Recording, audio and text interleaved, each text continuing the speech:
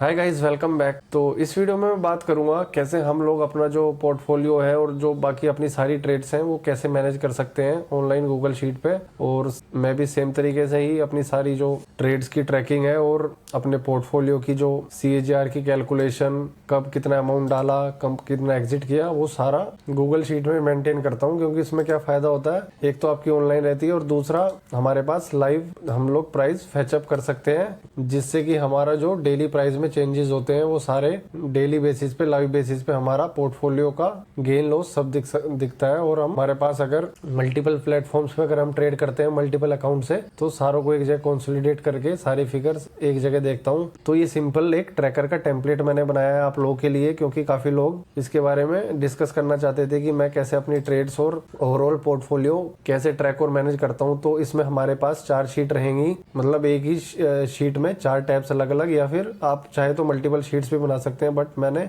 एक ही शीट में 4 टैब्स बनाई है। इसमें एक तो हमारा क्लोज ट्रेड्स, इसमें हमारी वो सारी ट्रेड्स रहेंगी जो हमने क्लोज कर दी है। प्रॉफिट बुक या फिर लॉस जो भी किया है उन सब का ट्रैक रिकॉर्ड यहाँ पे रखना बहुत जरूरी है। क्योंकि अगर आपने कोई भी ट्रेड रैंडमली ली, रैंडमली एंटर किया, रैंडमली प्रॉफिट बुक किया, रैंडमली लॉस बुक किया, किसी के कहने पे बेच दिया, खरीद लिया, और प्रॉपर आप अगर ट्रेड्स की ट्रैकिंग नहीं करते हैं तो सिंपली आप मार्केट से बस छोटा मोटा प्रॉफिट ही कमा रहे हो या लॉस कर रहे हो। बट अगर आपको जो आपका सेटअप है उसको ओवर द टाइम स्केल करना है, तो आपको अपनी सारी ट्रेड्स को लिखना पड़ेगा और मैनेज करना पड़ेगा, जिससे कि आपको फ्यूचर में आप किसी भी अपने सेटअप का सक्सेस रेशियो या फिर फेलियर रेशियो चेक कर सकते हो। तो ओवर द टाइम ये आपको ट्रैक करने के साथ साथ कॉन्फिडेंस बिल्डअप करने में भी हेल्प करेगा। तो क्लोज ट्रेड्स में हमारी सारी ट्रेड्स रहेंगी जो क्लोज हो चुकी है, और इसमें हमारे पास क्या क्या कॉलम्स रहेंगी, सीरियल नंबर, उसके बाद स्टॉक का नेम, बाय डेट में मैंने यहाँ पे कैलेंडर का फिल्टर लगाया हुआ है, तो सीधा हम लोग डेट सिलेक्ट करेंगे, बाय क्वांटिटी, बाय प्राइस और total buy value, quantity into buy price, sell करने की डेट, सेल करने का प्राइस, और फिर टोटल सेल वैल्यू निकल आएगी सेल प्राइस और क्वांटिटी से। उसके बाद नंबर ऑफ डेज, कितने दिन हमने वो ट्रेड को होल्ड किया, तो उसके लिए यहाँ पे क्या फॉर्मूला लगाया, G2 माइनस C2, तो sell date minus buy date, वो ऑटोमेटिक नंबर ऑफ डेज निकल जाएगा। उसके बाद गेन कितना हुआ, sell price minus buy value, उसके बाद परसेंटेज गेन कितना आया, और उसके बाद एनुअल गेन मतलब क्योंकि हमने ये तो ट्रेड भले ही 29 दिन में बंद कर दी हो, बट एनुअल बेसिस पे अगर इसको रिटर्न देख कैलकुलेट किया जाए तो 222% के रिटर्न है इसका। तो ये कैसे निकालते हैं, टोटल हमारा रिटर्न जितना आया divide by number of days, तो उतना एक दिन का रिटर्न होगा, एंड देन मल्टीप्लाई बाय 365, तो ये हमारा एनुअल गेन की परसेंटेज आएगी। तो इस शीट में हमारी सारी वो ट्रेड्स रहेंगी जो हमने बंद कर दी हैं, तो गेन और लॉस लेके। उसके बाद ओपन ट्रेड्स में हमारी वो सारी ट्रेड्स आएंगी जो आज की डेट में ओपन है, जिनमें अभी तक हमने प्रॉफिट या फिर लॉस बुक नहीं किया है। और जैसे ही यहाँ से कोई ट्रेड कंप्लीट होगी तो उसको फिर मैं सीधा कॉपी पेस्ट करके अपनी क्लोज ट्रेड्स में डाल दूंगा एग्जिट होने पे। और इसके साथ साथ अगर ओपन ट्रेड्स में हम देखें तो येस बैंक और बैंक ऑफ इंडिया 2 मैंने एंट्री करी है। तो सपोज करो अगर फ्यूचर में मैं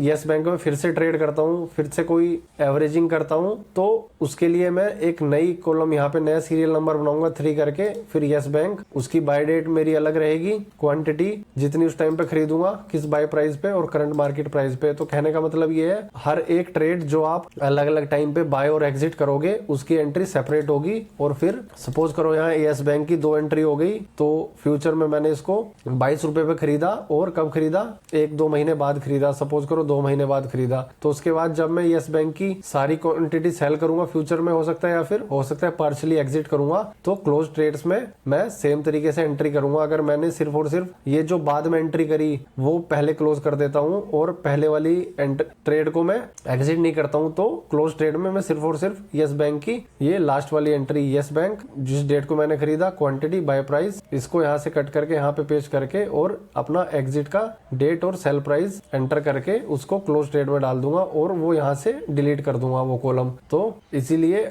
एक स्टॉक की मल्टीपल एंट्रीज हो सकती है मल्टीपल रोज में, डिपेंडिंग ऑन कि मैंने वो कब खरीदा है। और जैसे ही स्टॉक यहाँ से डिलीट होता है ओपन ट्रेड से, तो क्लोज ट्रेड में जाएगा। तो ओपन ट्रेड हमारे पास एट अ टाइम 200-300 एंट्री भी हो सकती है, डिपेंडिंग अपॉन हमने कितनी बार एवरेज करते गए हम लोग। और क्लोज ट्रेड तो हमारी आज तक की सारी हिस्ट्री बताएगी, कब से हमने स्टॉक मार्केट में एंट्री किया था, पहला स्टॉक हमारा कौन सा था, कितना का प्रॉफिट किया, उसके बाद दूसरा, तीसरा, ऐसे ही करते करते आप जितना ओवर द टाइम आपको टाइम बीत जाएगा, आपकी जो ये शीट है बढ़ती जाएगी। तो होपफुली आपको ओपन ट्रेड्स और क्लोज ट्रेड्स की लिस्ट समझ में आ गई होगी। ये सिर्फ और सिर्फ हमारी ट्रेड्स को ट्रैक करने का तरीका है। उसके बाद थर्ड हमारी शीट है पोर्टफोलियो को। ये इस शीट में हमारा पूरा ओवरऑल आज की डेट में जिस जिन स्टॉक में पैसा लगा होगा उन सबको ट्रैक करने का तरीका है। तो फिलहाल मैंने जैसे ओपन ट्रेड यहाँ पे ली हुई है यस बैंक की, 7 जुलाई को मैंने 3000 क्वांटिटी ली 20 के प्राइस पर, तो वो 3000 क्वांटिटी 20 के प्राइस पर मैंने यहाँ पे ऐड करी हुई है। और इससे पहले मैं ये ओपन ट्रेड्स का ये तो बताना भूल गया, यहाँ पे भी हमारी जो कॉलम्स है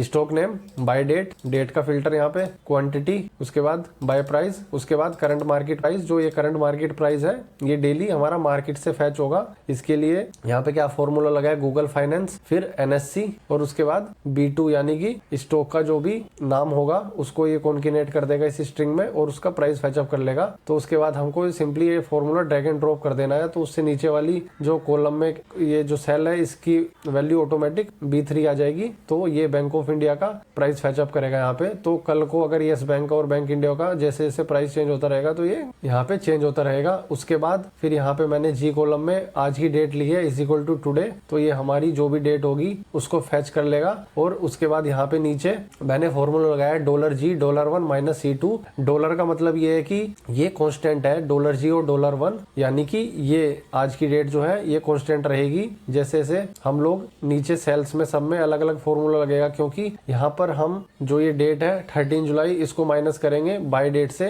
तो 4 दिन आ जाएंगे। उसके बाद नीचे भी हमारा $G $1 तो सेम रहेगा, बट C3 C2 की जगह C3 हो जाएगा, जो कि हमारा लगातार चेंज होगा cell wise C2 C3 C4 C5। तो इसलिए यहाँ पे डॉलर का मतलब है कि $G और $1 चेंज नहीं होगा, बाकी सेल की वैल्यू चेंज होती रहेगी C1 C2 C3 4। तो यहाँ पर जो ये डेट है 13/7/25 इसमें से 11/7/25 माइनस हुई है तो 2 दिन हमारे पास आए हैं। तो इससे हमें पता चल जाता है कि ये यस बैंक की ट्रेड हमें 4 दिन लिए हुए होगी और बैंक इंडिया की 2 दिन लिए हुए होगी। तो उसके बाद उसके बाद एब्सोल्यूट गेन यानी कि कितना प्रॉफिट लॉस हुआ है हमारा, इसमें 2 पैसे का हुआ है। उसके बाद बैंक इंडिया अभी तक सेम प्राइस पर है। उसके बाद परसेंटेज गेन और सेम फिर परसेंट एनुअल गेन। तो वापिस आते हैं अभी पोर्टफोलियो वाली में। इसमें सबसे पहले हम ये जो लेफ्ट साइड में दिया है इसको समझते हैं। तो इसमें सबसे पहले हमारा जो स्टॉक्स आज की डेट में हमारे पोर्टफोलियो में है वो सारा लिखना है yes bank bank of India. Suppose करो अगर मैं यस बैंक को कल को एवरेज करता हूँ तो यहाँ पर तो उसकी नई रो में एंट्री होगी, तो हो सकता है यस बैंक की 8-10 बार में अगर एवरेज करूँ तो 8-10 एंट्री होंगी अलग अलग, बट यहाँ पोर्टफोलियो में उन सबका टोटल सम और टोटल एवरेज प्राइस में लिखूंगा। सपोज करो आज मेरे पास यस बैंक की 3000 क्वांटिटी है तो कल को मैं 1000 लेता हूँ, उसके बाद 1000 फिर लेता हूँ, तो मेरे पास 5000 क्वांटिटी होंगी टोटल। तो टोटल 5000 क्वांटिटी, फिर उसके बाद मैं चेक करूंगा कि मेरा एवरेज प्राइस कितना है सारों का। तो उसका सपोज करो 15 निकला तो मेरा एवरेज प्राइस यहाँ पे 15 आ जाएगा। और उसके बाद टोटल तो इन दोनों का सम है D2 मल्टीप्लाई बाय E2। उसके बाद करंट मार्केट प्राइस ये मार्केट से फैचअप होगा। उसके बाद हमारी निकलेगी करंट वैल्यू, यानी कि आज की डेट में कितनी वैल्यू है, जो कि करंट मार्केट प्राइस से हमारी क्वांटिटी मल्टीप्लाई करके आएगा। तो इस स्टॉक में देख सकते हैं यस बैंक की जैसे मैंने यहाँ पे एंट्री की हुई है 60,000 की और करंट वैल्यू हमारी 58,950। और उसके बाद परसेंटेज गेन, यानी कि इस स्टॉक में मेरा अभी लॉस चल रहा है 1.75% का। सिमिलरली यहाँ पे बैंक ऑफ इंडिया की डेटा है जिसमें कि 0.04 का गेन चल रहा है। तो इस सैंपल शीट को मैंने ज्यादा कलर नहीं किया है, आप अपने हिसाब से कलर कोडिंग अप्लाई कर सकते हैं। सिर्फ और सिर्फ मैंने आई कॉलम पे कलर फॉर्मेटिंग किया है। अगर मेरा गेन नेगेटिव में होगा तो ये रेड होगा, अदरवाइज ग्रीन होगा। उसके बाद ये यहाँ पे एक कॉलम है टाइप की, तो टाइप में मैं जिस कैटेगरी का मेरा स्टॉक है, जैसे दोनों मिड कैप है तो मैंने मिड कैप लिखा है, लार्ज कैप होगा तो लार्ज कैप लिखूंगा, उसके बाद माइक्रो कैप होगा या स्मॉल कैप होगा लिखते जाऊंगा। इसका यूज ये होता है कि अगर सपोज करो मेरे 25-30 स्टॉक्स में मेरी एंट्री है, तो अगर मैं चेक करना चाहूँ कि मेरा किस कैप में कितना परसेंट का इन्वेस्टमेंट है, मान लो लार्ज कैप में कितने परसेंट इन्वेस्ट किया मैंने, मिड कैप में कितना किया, तो वो सब की डेटा मैं यहाँ से इजीली निकाल सकता हूँ। अगर 30 में से मैंने 2 कंपनी से मिड कैप ली है तो 2/30 मल्टीप्लाई बाय 100 उतना मेरा परसेंटेज एलोकेशन आ जाएगा मिड कैप सेक्टर से। और उसके बाद ये परसेंट एलोकेशन यानी कि एक स्टॉक में मेरा कितना पैसा लगाया, तो अभी सिर्फ 2 स्टॉक में लगाया, कितना पैसा लगभग 80-90% के आसपास लगाया। ये यहाँ पे 89.39 और बाकी बचा मेरा कैश में है। तो ये जो डेटा आई है यहाँ पे ये यहाँ से आई है। तो इसको समझने से पहले इधर की डेटा समझते हैं और ये जो राइट साइड में डेटा है इसको भी समझने से पहले अभी हमारी चौथी शीट पे चलते हैं। तो चौथी शीट हमारी ओवरऑल हिस्ट्री है आज तक की, कि आज तक हमने स्टॉक मार्केट में कितना पैसा डाला है, कौन कौन सी डेट को डाला है और कौन कौन सी डेट को विड्रॉ किया है और आज की डेट में कितनी वैल्यू है। तो इसको पोर्टफोलियो की जो सेकंड हाफ है इसको समझने से पहले ओवरऑल मैं आपको ये समझाता हूँ। और उससे भी पहले मैं आपको बताता हूँ कि हम लोग CAGR जो फॉर्मूला होता है, CAGR अगर मैं इमेजेस में चेक करूँ तो CAGR का फॉर्मूला होता है ending value divide by beginning value फिर पावर 1 + t 1 / t - 1। तो इससे हमारी CAGR परसेंटेज कैलकुलेशन होती है, बट वो तभी यूजफुल है अगर सपोज करो आपने आज एंट्री करी है किसी एक पर्टिकुलर डेट पे और एक ठीक ठाक सम लगाया, मान लो 5 लाख आपने लगाया और आपको CAGR कैलकुलेशन करनी है, ये सम आपका 2 साल बाद 3 साल बाद कितना हो गया, तो CAGR यूजफुल है। बट क्योंकि हमारी स्टॉक मार्केट में जनरली जो एंट्रीज होती हैं कभी भी हम कितना भी ऐड करते हैं, सपोज करो आपके पास अभी कहीं से पैसा आया तो आपने 1 जून 2025 को 15,300 रुपए लगाए, उसके बाद अगले महीने की सैलरी या फिर आपका कहीं से पैसा आया तो आपने फिर से 65,000 लगाए। तो क्योंकि यहाँ पे हमारे जो विड्रॉल्स और मनी एडिशन है वो इरेगुलर है, वो एक फिक्स्ड कैश फ्लो नहीं है, तो उस बेसिस में जो हम लोग CAGR कैलकुलेशन करते हैं वो करते हैं XIRR फॉर्मूले से। तो ये आपको जिस भी डेट से आपने जितना पैसा लगाया और डाला है उन सबको इन फैक्टर कंसीडर करके डेट वाइज उस बेसिस पे आपकी CAGR कैलकुलेट करेगा। तो ये ज्यादा इफेक्टिव है हमारे लिए स्टॉक मार्केट के टर्म्स में।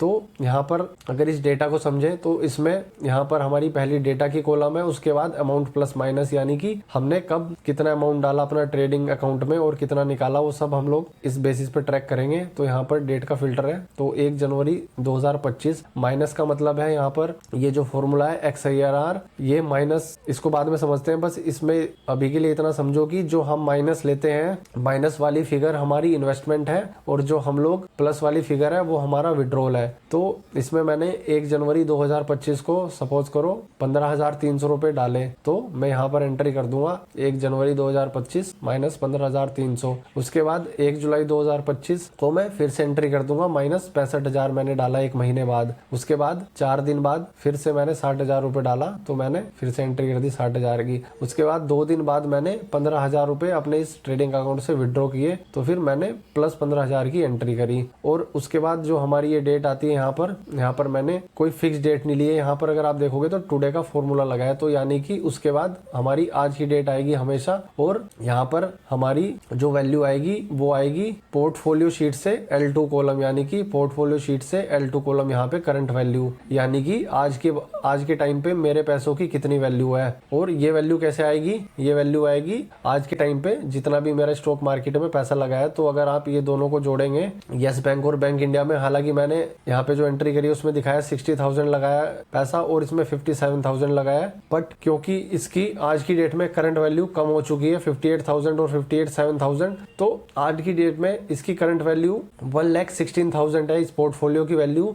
तो क्योंकि आज की डेट में इस डमी पोर्टफोलियो की वैल्यू 1,16,000 है, तो हमारी जो ओवरऑल आज की इसमें वैल्यू दिखा रहा है सेम 1,16,070, ये सेम वैल्यू दिखा रहा है। तो भले ही हमने कितना भी एडिशन और सब्ट्रैक्शन किया हो, आज की डेट में हमारे पोर्टफोलियो की वैल्यू 1,16,000 है। उसके अलावा कुछ ट्रेडिंग अमाउंट आपका ऐसा भी हो सकता है जो आपने कैश रखा हो साइड में इन्वेस्टमेंट करने के लिए, तो वो हमारा 13,900 है, और ये भी हमारा पोर्टफोलियो उससे L6 कॉलम से आ रहा है कैश में। तो ये हम कैसे कैलकुलेट करते हैं, तो आपके जितने भी ट्रेडिंग अकाउंट होंगे जिसमें भी आप इन्वेस्टमेंट करते होंगे, तो उन सब में जितना भी फंड्स पड़ा है that is not in use, तो उसका समय ये 13,900 है इसमें। तो ये हमारा यहाँ पे ये भी उस शीट से आता है। तो आज की डेट में इतना एडिशन किया अभी तक, और आज की डेट में इतना इस डमी पोर्टफोलियो का साइज है और इतना कैश पड़ा है उसमें। और पोर्टफोलियो में अगर हम जाए अब हम इस डेटा को अगर समझे तो करंटली इन्वेस्टेड आज की डेट में कितना इन्वेस्ट किया हुआ है, तो 60,000 प्लस 57,100, तो ये इस पोर्टफोलियो की इतनी वैल्यू है और साथ ही साथ इतना कैश में पड़ा है। तो इन दोनों का सम कितना होगा 100%, तो ये इस पोर्टफोलियो की 100% अमाउंट है। तो यहाँ पे इसकी सिंपली परसेंटेज निकली है L1, यानी कि ये divide by L1 plus N6। तो करंटली इस पोर्टफोलियो का के हिसाब से कितना परसेंटेज इन्वेस्टेड है, 90% इन्वेस्टेड है और 10% कैश में रखा है। तो सेम जो ये फिगर है 60,000 और 57,100, ये कितना परसेंटेज है, तो ये टोटल पोर्टफोलियो का यस बैंक में 45% एलोकेशन है और बैंक इंडिया में 43.5%, और ये दोनों मिला के 89.39% है, और बाकी का बचा हुआ कैश में है 10.61%। तो इस तरीके से हर एक स्टॉक का हम लोग टोटल परसेंट एलोकेशन देख सकते हैं, और साथ ही साथ ये भी देख सकते हैं आज की डेट में कितना पैसा खुद का हमारा मार्केट में लगा है और कितना कैश अभी भी हमारे पास है ओवरऑल। उसके बाद लगाया तो हमने करंटली इन्वेस्टेड इतना है, बट करंट वैल्यू पोर्टफोलियो की इतनी है। तो अभी अनरियलाइज्ड गेन कितना चल रहा है, 1030 रुपए का अनरियलाइज्ड गेन चल रहा है। और परसेंटेज टर्म्स में देखें तो अभी टोटल पोर्टफोलियो पे 0.88 का लॉस चल रहा है। तो ये टेबल यहाँ पे क्लियर हो, ये वाली शीट यहाँ पे क्लियर हो गई। उसके बाद अब ये वाली ओवरऑल जो हमारी शीट है इसको समझते हैं। तो इतना तो लेफ्ट पार्ट तो समझ में आ गया कि ये जितनी जब हम जो एंट्री करते हैं उन सब का रिकॉर्ड है। ये आज की डेट में पोर्टफोलियो में कितना पैसा पड़ा है, कैश और टोटल पोर्टफोलियो की वैल्यू अगर आज की डेट में बेच दें तो इन दोनों का सम कितना होगा, 1,16,070 और 13,900, 1,29,970 का आएगा। तो आज की डेट में सिंपली अगर हमें अपने पोर्टफोलियो की वैल्यू चेक करनी है तो इतने की हमारी पोर्टफोलियो की वैल्यू आएगी, करंट पोर्टफोलियो वैल्यू 1,29,970। तो अभी तक हमारे पास ये सब हमारी जितनी भी ट्रेड्स हैं उन सब का रिकॉर्ड है, कितनी हमने बंद कर दी, आज की डेट में कितनी ओपन ट्रेड्स हैं, कब कब ली है, एवरेजिंग वगैरह के साथ वो सब यहाँ पे मिलेगा। और हमारा आज की डेट में जो पोर्टफोलियो है किस स्टॉक में कितना लगा है, ओवरऑल हमने कितना पैसा लगाया और आज की डेट में पोर्टफोलियो हमारा कितना परसेंटेज के प्रॉफिट और लॉस में है, और उसके बाद मार्केट में कितना पैसा लगा है और कितना कैश में है। तो आज की डेट में उन सब का रिकॉर्ड तो हम यहाँ से ले सकते हैं। बट अब हमारा ओवरऑल जो हिस्ट्री देखें, आज तक हमने मार्केट से कितना पैसा कमाया है वो सब का रिकॉर्ड ये राइट साइड की सीट में मिलेगा यहाँ पे। तो इसमें हमारी नेट इन्वेस्टमेंट आज तक हमने कितना पैसा लगाया मार्केट में, ये पोर्टफोलियो में अगर देखेंगे तो अभी कितना पैसा लगा है, 1,17,100। बट यहाँ पे हमारा आज तक की नेट इन्वेस्टमेंट कितनी है जो हमने मार्केट में या फिर जो अपने ट्रेडिंग अकाउंट में पैसा डाला है। तो ये नेट इन्वेस्टमेंट क्या है, ये B2 से B5 का सम है, यानी कि ये B2, B3, B4, 5 जैसे जैसे हमारी एंट्री यहाँ पे होती जाएंगी तो नई एंट्री हमारी जिस भी डेट को होगी तो वो हमें ये जो 13 जुलाई यानी कि टुडे की डेट है ना, इसके ऊपर करनी है। तो अगर सपोज करो यहाँ पे मुझे नया विड्रॉल या एडिशन करना है तो मैं इंसर्ट 1 रो अबाउ, तो मैं यहाँ पे डेट डालूंगा, Ctrl+C Ctrl+V। तो मैं यहाँ पे जिस भी डेट को डालूंगा, सपोज करो मैंने 13 तारीख को फंड एडिशन या विड्रॉल किया है तो उसकी डेट एंट्री में यहाँ पे माइनस या प्लस कर दूंगा। तो उसके बाद यहाँ पे सिर्फ और सिर्फ मुझे ये फॉर्मूला चेंज करना पड़ेगा। अभी B2 से B5 है तो फिर B2 से B6 हो जाएगा। तो इसमें फिलहाल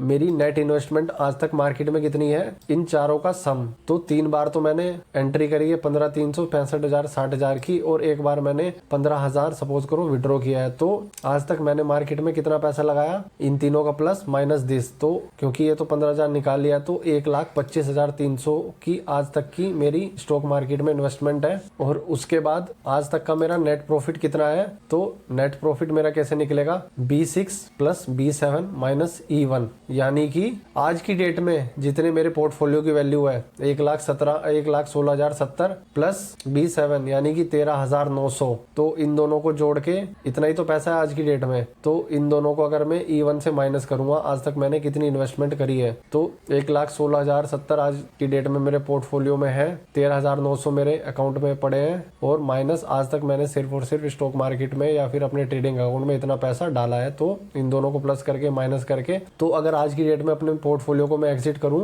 तो मोटा मोटी मैं स्टॉक मार्केट से 1,25,300 डाल के 4,670 लेके निकलूंगा। और इसमें मेरी क्योंकि डेट वाइज सारी एंट्री है तो उसके बाद मैंने CAGR का फॉर्मूला लगाया है। और इसमें क्या होता है, हमारा पहले कॉलम में हमारा B2 से B7, तो ब्रैकेट XIR ब्रैकेट स्टार्ट, उसके बाद B2 से B7। तो इसमें पूरी ये जो यहाँ से यहाँ तक की सारी डेटा है, B2, B3, B4, B5, B6, B7, ये सारी का अमाउंट और साथ ही साथ डेट वाइज यानी कि A2 से A7। तो ये इसको इनपुट जाता है और उसके बाद ये एंटर करेंगे तो ऑटोमेटिक अपना CAGR निकल आता है। तो इस अकाउंट में इतने इतने टाइम में मैंने पैसा डाला और आज तक की नेट इन्वेस्टमेंट 1,25,300 करी और 4,670 का आज की डेट में मेरा नेट प्रॉफिट है। तो मेरा CAGR 150% का निकला इसमें। और उसके बाद करंट पोर्टफोलियो तो हमने पहले ही समझा। तो अब नेट प्रॉफिट तो आज की डेट में 4,670 का है, बट उसमें से रियलाइज प्रॉफिट भी होगा कुछ तो मेरा, और क्योंकि अभी कुछ तो ये मेरा पोर्टफोलियो करंटली लॉस में चल रहा है 1,030 में, तो कुछ मेरा अनरियलाइज प्रॉफिट भी आज की डेट में, क्योंकि अगर आज की डेट में एग्जिट करूंगा तो जाके इतना नेट प्रॉफिट होगा। तो पास्ट में तो रियलाइज प्रॉफिट मेरा 5,700 है, 5,700 मैंने कमाया है 2 ट्रेड से। अगर देखेंगे तो CDSL और पॉलीकैब यहाँ पे अगर ट्रेड दिखाते हैं तो 2,2700 और 3,000, तो 5,700 रुपए हमारा प्रॉफिट से आया है। और आज की डेट में अनरियलाइज्ड प्रॉफिट इतना है। तो ये रियलाइज प्रॉफिट मेरा ये कैसे कैलकुलेट होगा, तो ये ऑटोमेटिक कैसे आएगा मेरा, तो उसके लिए पोर्टफोलियो की जो L1 सेल है यानी कि ये L1, तो करंटली इन्वेस्टेड आज की डेट में मैंने कितना इन्वेस्ट किया हुआ है, यानी कि इन दोनों जितना भी मेरा पोर्टफोलियो का अमाउंट रहेगा, तो आज की डेट में 60,000, 57,100, तो इन दोनों का सम इतना है 1,17,100। तो टोटल उन दोनों का सम माइनस E1। तो यहाँ पे सबसे इंपॉर्टेंट चीज समझना, पोर्टफोलियो में आज की डेट में तो मेरा 1,17,100 लगा है, बट मार्केट में मैं कितने पैसे लेके आया था, सिर्फ 1,25,300, और लगा कितना है मेरा 1,17,000, और उसमें से 13,900 ये बचा है। तो इन दोनों को अगर जोड़ेंगे तो लगभग 1,30,000 से थोड़ा सा ज्यादा अमाउंट आएगा, जबकि मैं मार्केट में सिर्फ 1,25,300 लेके आया था।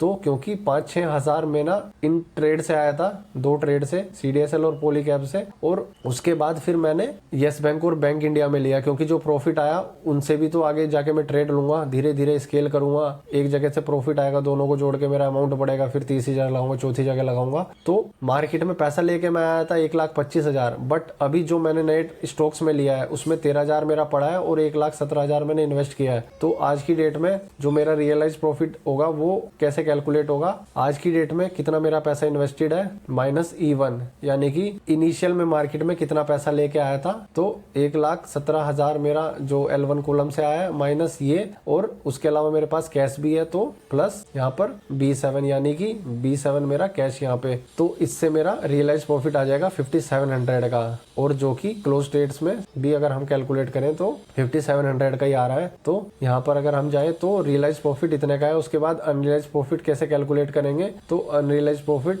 ये सिंपल है हमारा, आज की डेट में नेट प्रॉफिट कितने का है 4,670, और अभी तक रियलाइज कितना किया है 5,700, तो बाकी बचा कितना अनरियलाइज होगा, तो दिस कॉलम माइनस दिस। तो आज की डेट में 1,030 का मेरा अनरियलाइज प्रॉफिट है। इन दोनों का अगर ब्रेकअप करें तो रियलाइज प्रॉफिट आज तक का मेरा जो नेट इन्वेस्टमेंट है 1,25,300, उस पे 4.5% कमाया है, और रियलाइज लॉस 0.82%। और अगर ओवरऑल देखें तो जितना पैसा मैं मार्केट में लेके आया था 1,25,300, अभी तक मैंने उस पे 3.73 कमाया है। बट अभी का जो मेरा पोर्टफोलियो है वो लॉस में चल रहा है 0.88%। बट अगर मैं पूरी हिस्ट्री देखूं मार्केट में मैं कितना पैसा लेके आया था, तो उन सब का डिटेल मुझे यहाँ पे मिल जाएगा। तो आज तक मेरा जो पैसा लेके आया था ओवरऑल 3.73% मेरा प्रॉफिट में है। तो ये मेनली अगर आपको पूरी हिस्ट्री चेक करनी है उसके लिए है, बट जो मोस्ट इंपोर्टेंट है वो ये है कि किस किस डेट में आपने कितना पैसा लगाया, कितना इन्वेस्टेड है, और अभी तक आपने अपने पैसे पे कितना CAGR कमाया। तो ये जो 2 कॉलम्स हैं रो, ये सबसे इंपॉर्टेंट है। आज तक आपने अपने पैसे पे कितना CAGR जनरेट करा, वो यहाँ पे 150% है, और आज की डेट में आपके पोर्टफोलियो की कितनी वैल्यू है, जो कि आपकी एक्चुअल नेटवर्थ होगी स्टॉक मार्केट की, वो इतनी आएगी 1,29,970। तो ये ओवरऑल हमारी थ्रू आउट जर्नी रही है अभी तक स्टॉक मार्केट में। और पोर्टफोलियो अगर देखेंगे तो ये आज की डेट में मेरा पोर्टफोलियो कैसा है, कहाँ पे मेरा कितना इन्वेस्टेड है, कितना मैंने लगाया है। तो करंट पोर्टफोलियो के लिए ये है, तो ये भी मोस्ट इंपोर्टेंट है। तो हमारे लिए मोस्ट इंपोर्टेंट क्या है, आज की मेरे पोर्टफोलियो की डेटा, और साथ ही साथ आज तक मैंने कितना पैसा कमाया है, ये 2। तो अब आपको करना क्या है, इसमें मैं ये शीट का लिंक जो व्हाट्सएप ग्रुप है उस पर डाल दूंगा, और ये जो यूट्यूब वीडियो अपलोड करूंगा उसमें कमेंट सेक्शन में डाल दूंगा। तो आपको अब फ्यूचर में जैसे भी आप कोई अमाउंट का एडिशन या विड्रॉल करोगे, उसकी एंट्री आपको यहाँ पे करनी है 6 जो रो है इसके ऊपर, और फिर आपको सिर्फ और सिर्फ इसमें अपना जो नेट इन्वेस्टमेंट है ये फॉर्मूला बदल देना है, B6 B7 जैसे जैसे नीचे जाती जाएगी। बाकी ये सब कॉलम्स आपकी सेम रहेंगी, और उसके बाद जैसे ही आपकी नई रो ऐड होंगी तो ये रोज नीचे चली जाएंगी। तो CAGR फॉर्मूला आपको चेंज करने की जरूरत नहीं पड़ेगी, सिर्फ और सिर्फ नेट इन्वेस्टमेंट में जैसे जैसे नीचे रोज ऐड होती रहेंगी B6 B7 B8 वो ऐड करनी पड़ेंगी सिर्फ और सिर्फ नेट इन्वेस्टमेंट में। बाकी आपको रियलाइज प्रॉफिट, अनरियलाइज प्रॉफिट, इन सब में कुछ चेंज करने की जरूरत नहीं पड़ेगी, वो ऑटोमेटिक आ जाएगा आपका। तो एक तो आप जब भी फंड ऐड और विड्रॉ करेंगे वो आपको यहाँ पे ऐड करना है। उसके अलावा कोई भी आप नई ट्रेड लेंगे ओपन, वो सब आपको ट्रेडिंग जर्नल मेंटेन करना है। उसके बाद कोई भी ट्रेड क्लोज करेंगे वो यहाँ पे लिखेंगे, और जैसे ही आप कोई नई ट्रेड लेंगे तो उसका एवरेजिंग करके जो भी आएगा वो आपको अपना यहाँ नया पोर्टफोलियो में ऐड करते जाना है, जिससे आपका टोटल पोर्टफोलियो की वैल्यू का बाइफर्केशन कहाँ पे कितना लगा है स्टॉक वो सब आता जाएगा। और उसके बाद जो यहाँ पे ये L1 कॉलम है, ये इसमें ऑलरेडी फॉर्मूला लगा है सम ऑफ F। तो जैसे जैसे आप यहाँ नीचे ऐड करते जाएंगे तो ये फॉर्मूला भी आपको चेंज करने की जरूरत नहीं पड़ेगी। उसके बाद करंट वैल्यू में HH का सम, इस पूरी रो का सम है आपका,